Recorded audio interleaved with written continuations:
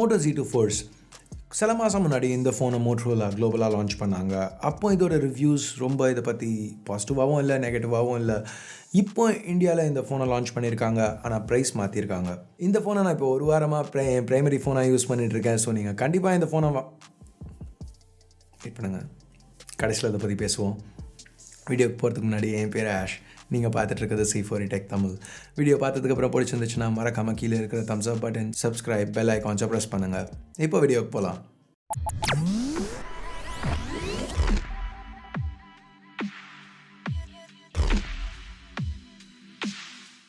So இந்த Z2 Force பார்க்குறதுக்கு ரொம்ப நல்லா இருக்குது, ஸ்லீக்காக இருக்குது. வெறும் 6.1 மில்லிமீட்டர் திக்னஸ் தான்.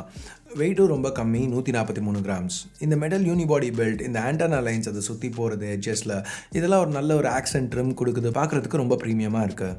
மெட்டல் சைட்ஸும் லைட்டாக கர்வ் ஆகுது. ஸோ கையில் ஹோல்ட் பண்ணுறதுக்கு நல்லா இருக்குது. அதே சமயத்தில் சில நெகட்டிவ்ஸும் இருக்குது இந்த ஃபோனுக்கு. ஹெட்ஃபோன் ஜாக் கிடையாது, 18:9 பேனல் கிடையாது, பேட்டரி கெப்பாசிட்டி கம்மி. ஸோ இந்த ஃபோனோட பெரிய பாசிட்டிவ்னு பார்த்தா அந்த டிஸ்பிளே.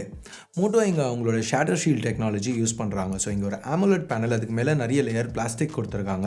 ஸோ இந்த ஃபோனை நீங்கள் எவ்வளோ ட்ராப் பண்ணாலும் உங்கள் டிஸ்பிளே பிரேக் ஆக போகிறதில்ல, வெறும் ஸ்க்ராட்ச் தான் ஆகும்.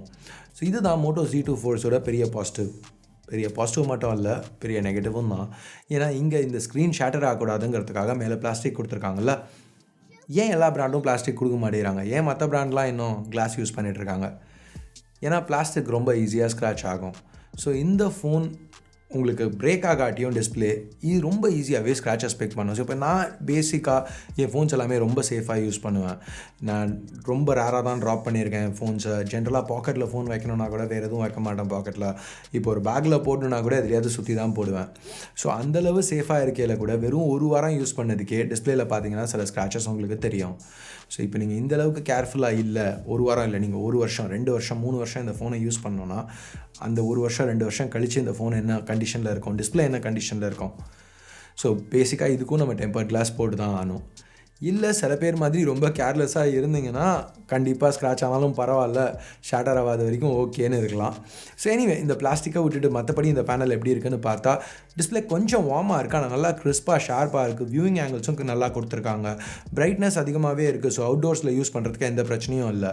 இதுக்கு Quad HD ரெசல்யூஷன் கொடுத்துருக்காங்க. இது ஒரு 5.5 inch panel. So pixel density 500 pixels per இன்ச்சோட அதிகம்.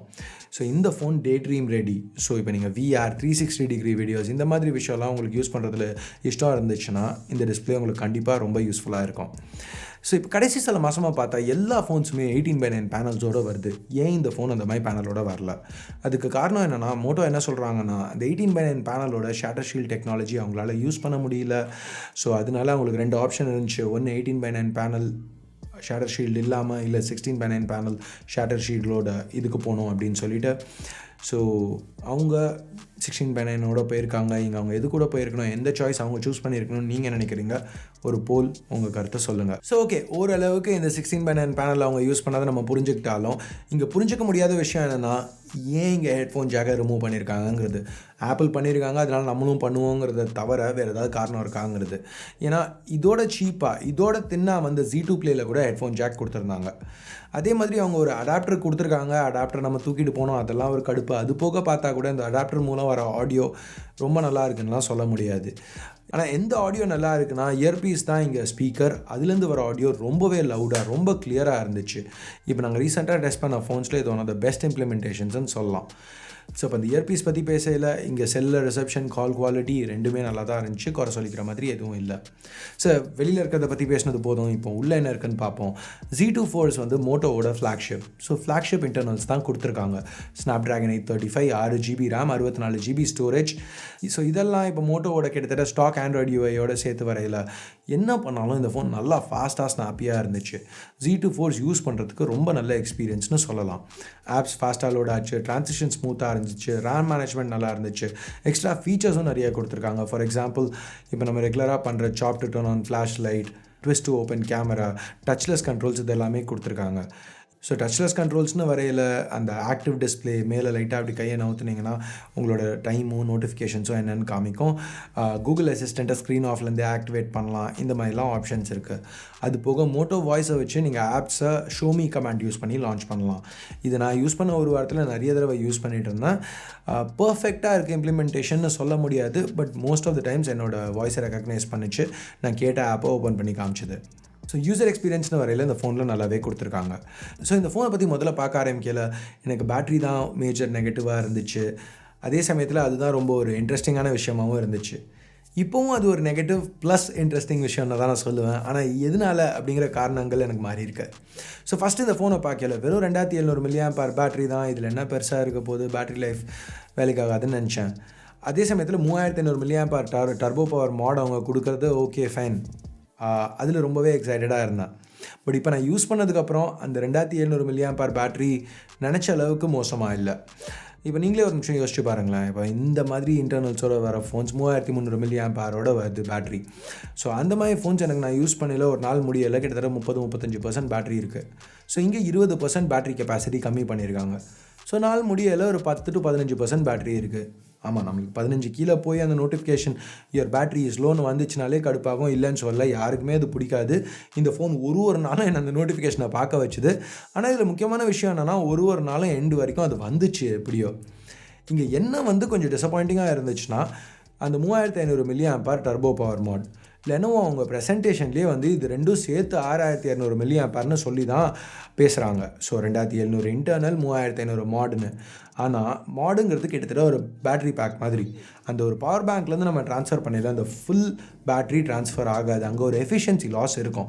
ஸோ இது 3500 mAhன்னு அவங்க ரேட் பண்ணியிருந்தாலும் ரியலிஸ்டிக்காக அது கிட்டத்தட்ட 2400 mAh தான் உங்கள் ஃபோனுக்கு ட்ரான்ஸ்ஃபர் பண்ண போகுது.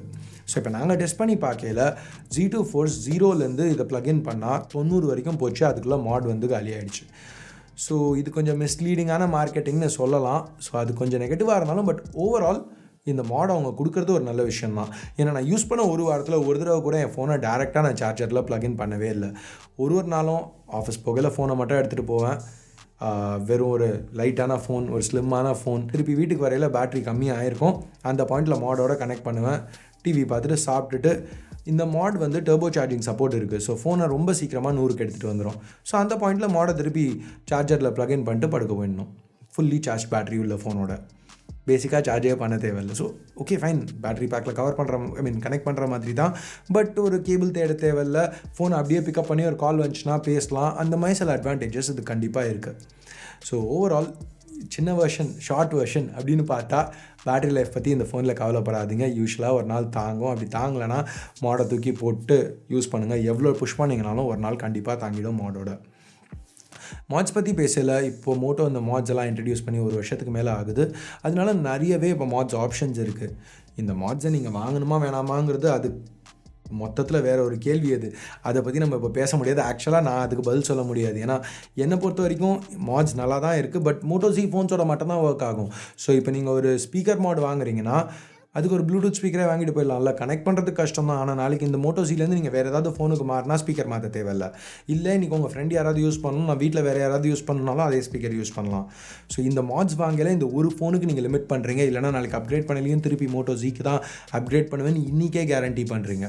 ஸோ அதனால அந்த மாட்ஸ் வாங்கலாமா வேணாமாங்கிறது ஒரு டோட்டலி டிஃப்ரெண்ட் கான்வர்சேஷன். பட் உங்களுக்கு வாங்கணும்னு இருந்துச்சுன்னா இப்போ அவைலபிலிட்டி நிறையவே இருக்குது. ஸோ இப்போ அடுத்து நம்ம கேமராஸ் பற்றி பார்ப்போம். இங்கே Z2 Forceல டியூவல் கேமரா செட்டப் கொடுத்துருக்காங்க. ரெண்டுமே 12 மெகாபிக்சல் சென்சர், ஒன்று மோனோக்ரோம், ஒன்று RGB. ஸோ இந்த Z2 Force கேமராஸ் நல்ல லைட்டிங் கண்டிஷன்ஸில் நல்லாவே ஃபோட்டோஸ் எடுக்குது. நிறைய டீட்டெயில் இருக்குது இமேஜஸில். கலர்ஸ், டைனாமிக் ரேஞ்ச் எல்லாமே நல்லா கொடுத்துருக்காங்க. ஷட்டர் லேக் இருக்குது. அது ஷட்டர் லேக்னால் நீங்கள் அந்த ஷட்டர் பட்டனை ப்ரெஸ் பண்ணதுலேருந்து அது ஃபோட்டோ எடுக்கிறதுக்குள்ளே ஒரு செகண்ட் ஆகுது. ஜென்ரலாக நிறைய ஃபோட்டோஸ் எடுக்கல இது கடுப்பாக இருக்கும். பட் குட் லைட்டிங் கண்டிஷன்ஸில் இது பெரிய பிரச்சனையாக எனக்கு தெரியல. கொஞ்சம் மேனேஜபிளாக தான் இருந்துச்சு. ஆனால் லோ லைட்டில் ஷூட் பண்ணையில் இந்த லேக் ரொம்பவே அதிகமாக இருந்துச்சு. அப்போ எக்ஸ்பீரியன்ஸ் அது ரொம்ப பாதிச்சதுன்னு சொல்லலாம். லோ லைட் பற்றி பேசல இங்கே மோனோக்ரோம் சென்சர் கொடுத்துருக்கிறதுனால லோ லைட் இமேஜஸ் நல்லாவே வந்துச்சு. கொஞ்சம் நாய்ஸ் இருந்துச்சு. பெர்ஃபார்மன்ஸ் ஒரு Pixel 2, ஒரு iPhone 10 அந்த அளவுக்கு இல்லாட்டியும், அஃப்கோர்ஸ் அந்த ஃபோன்ஸ் எல்லாமே இதோட ரேட் அதிகம். இந்த ப்ரைஸ்க்கு இது ரொம்பவே நல்லா பெர்ஃபார்ம் பண்ணுச்சுன்னு சொல்லலாம் லோ லைட்டில். அது மட்டும் இல்லாமல் ஒரு டெப்த் எனேபிள் மோடும் கொடுத்துருக்காங்க. பேசிக்காக நம்ம ஐஃபோனில் பார்க்குற போர்ட்ரேட் மோட் இதில் டெப்த் எனேபிள்னு சொல்லி மோட்டோ கொடுத்துருக்காங்க. இம்ப்ளிமெண்டேஷன் ரொம்ப நல்லா இருந்துச்சுன்னு சொல்ல முடியாது. அங்கங்கே சப்ஜெக்டை மிஸ் பண்ணிச்சு, சில நேரம் ஃபோக்கஸில் வைக்கலை. இதோட பெட்டர் இம்ப்ளிமெண்டேஷன்ஸ் நம்ம இந்த செக்மெண்ட்லேயே பார்த்துருக்கோம். ஸோ இது மட்டும் இல்லாமல் அந்த மோனோக்ரோம் சென்சரை மட்டும் யூஸ் பண்ணி பிளாக் அண்ட் ஒயிட் இமேஜஸ் எடுக்கிறதுக்கும் ஆப்ஷன்ஸ் இருக்குது. நான் ஜென்ரலாக நிறைய பிளாக் அண்ட் ஒயிட் எடுக்க மாட்டேன். அப்படியே எடுத்தாலும் எனக்கு ஃபில்டருக்கும் இதுக்கும் பெரிய வித்தியாசம் தெரில. பட் உங்களுக்கு வேணும், அந்த டிஃப்ரென்ஸ் தெரியுது அப்படின்னா அந்த ஆப்ஷன் இருக்குது. அவங்க சொல்கிற அளவுக்கு நல்லா ஒர்க் ஆகுது. வீடியோஸ்னு வரையில் இந்த ஃபோனால் 4K videos 30 frames per second shoot பண்ண முடியும். எலக்ட்ரானிக் இமேஜ் ஸ்டெபிலைசேஷன் 4Kல கூட கொடுத்துருக்காங்க. ஸோ ஃபுட்டேஜ் நல்லா ஸ்டேபிளாக இருக்குது. குவாலிட்டியும் எந்த பிரச்சனையும் இல்லை. நிறைய டீட்டெயில், கலர்ஸ் நல்லா விவிடாக, டைனாமிக் ரேஞ்சும் எக்ஸலண்ட்டாக இருக்குது. ஸோ அடுத்து செல்ஃபீஸ்னு பார்க்கல, எங்கள் ஃப்ரண்ட்டில் ஒரு 5 மெகாபிக்சல் கேமரா இருக்குது. 5 மெகாபிக்சல்ஸுங்கிறதுனால ரொம்ப ஷார்ப்புன்னு சொல்ல முடியாது. பட் ஓரளவுக்கு நல்லா இருந்துச்சு. ஒரு ஃபேஸ்புக், ஒரு இன்ஸ்டாகிராம், ஒரு வாட்ஸ்ஆப்பில் அனுப்புகிற அளவுக்கு நல்லா தான் பண்ணியிருக்காங்க. ஃப்ரண்ட்டில் ஒரு டியூவல் டோன் டியூவல் LED ஃப்ளாஷும் கொடுத்துருக்காங்க. ஸோ ரொம்ப டார்க்கான சுச்சுவேஷன்ஸில் இது ஹெல்ப் பண்ணிச்சு. ஸோ இப்போ ஃபைனலாக ப்ரைஸிங் பற்றி பார்ப்போம். Z2 Force இன்டர்நேஷ்னலாக அவங்க லான்ச் பண்ணல $800 432 வேரியண்ட்டை லான்ச் பண்ணாங்க. ஸோ கிட்டத்தட்ட 50,000 ரூபா மேலே வெறும் 432 வேரியண்ட் தான் லான்ச் ஆச்சு. இன்றைக்கி இந்தியாவுக்கு 6GB RAM 64GB ஸ்டோரேஜ் வேரியண்ட்டை 35,000 ரூபாய்க்கு எடுத்துகிட்டு வந்திருக்காங்க. ஸோ இந்த ப்ரைஸில் இது OnePlus 5T, Mi Mix 2, Honor View 10 இந்த மாதிரி ஃபோன்ஸோட கம்பீட் பண்ணுது. ப்ளஸ் மோட்டோ இங்கே அந்த டர்போ பவர் மாடியும் ஒரு ஃபோனோடையும் ஃப்ரீயாக கொடுக்குறாங்க. ஸோ சில நெகட்டிவ்ஸ் இருக்குது இந்த ஃபோனுக்கு. ஆனாலும் இந்த ப்ரைஸுக்கு நல்ல வேல்யூ ஃபார் மணி ஃபோனுன்னு சொல்லலாம். இப்போ இந்த ஃபோனை நீங்கள் வாங்கணும்னு நினச்சிங்கன்னா நீங்கள் ஞாபகம் வச்சுக்க வேண்டிய விஷயம், அந்த ஸ்க்ரீன் ஸ்க்ராட்ச் ஆகிறது, கேமராஸ், மோட்டோவோட அப்டேட் ட்ராக் ரெக்கார்ட். இப்போ இந்த ஃபோனுக்கு இன்னும் ஒரு அப்டேட் கொடுப்பாங்க. ஏன்னா ஜென்ரலாக இந்த ப்ரைஸ் செக்மெண்ட்டில் வாங்குகிற ஃபோன்ஸ்க்கு இன்றைக்கி தேதிக்கு 2 அப்டேட்ஸ் வருது. இந்த ஃபோன் குளோபலாக லான்ச் ஆகலை, நூகட்டோட லான்ச் ஆச்சு. இப்போ இந்தியாவில் லான்ச் ஆகலை, ஓரியோவோட வருது. ஸோ மோட்டோவை பொறுத்த வரைக்கும் ஏற்கனவே இதுக்கு ஒரு அப்டேட் வந்துருச்சு. ஸோ ஆண்ட்ராய்ட் பி அப்டேட் எதிர்பார்க்கலாம். அதுக்கு அடுத்த அப்டேட்ஸ் வருமானு தெரியாது. ஸோ ஃபோன்ஸ் நிறைய நீங்கள் ட்ராப் பண்ணுவீங்க, உங்களுக்கு இந்த ஃபோன்ஸோட பாசிட்டிவ்ஸ் எல்லாமே ரொம்ப பிடிச்சிருக்கு, இந்த நெகட்டிவ்ஸ் பெரிய மேட்ரு இல்லை அப்படின்னு நினச்சிங்கன்னா கண்டிப்பாக இந்த ப்ரைஸ் செக்மெண்ட்டில் இந்த ஃபோனை வாங்கலாம். ஸோ அவ்வளோதான் இந்த வீடியோ ரிவ்யூக்கு. உங்களுக்கு இந்த வீடியோவில் நான் சொன்ன எல்லாமே கரெக்டுன்னு பட்டுச்சா? நீங்கள் ஏதாவது டிஃப்ரெண்ட்டான கோணத்தில் இதை பார்க்குறீங்களா? உங்கள் கருத்துக்களை கீழே இருக்கிற கமெண்ட் செக்ஷனில் சொல்லுங்கள். ஸோ உங்கள் ஃப்ரெண்ட்ஸ், ஃபேமிலி மெம்பர்ஸ் யாராவது Z2 Forceல இன்ட்ரெஸ்டடாக இருக்காங்க, இல்லை இந்த ப்ரைஸ் செக்மெண்ட்டில் ஃபோன்ஸ் வாங்கணும்னு நினச்சிட்டு இருக்காங்க அப்படின்னா அவங்க கூட இந்த வீடியோவை ஷேர் பண்ணுங்கள். ஸோ அவ்வளோதான் இந்த வீடியோவுக்கு. என்ன பண்ணணும் உங்களுக்கு நல்லாவே தெரியும். பிடிக்கலனா, பிடிச்சிருந்துச்சுன்னா கீழே சப்ஸ்கிரைப் பட்டன், அதுக்கு பக்கத்தில் பெல் ஐக்கான், அதெல்லாம் பண்ணுங்கள்.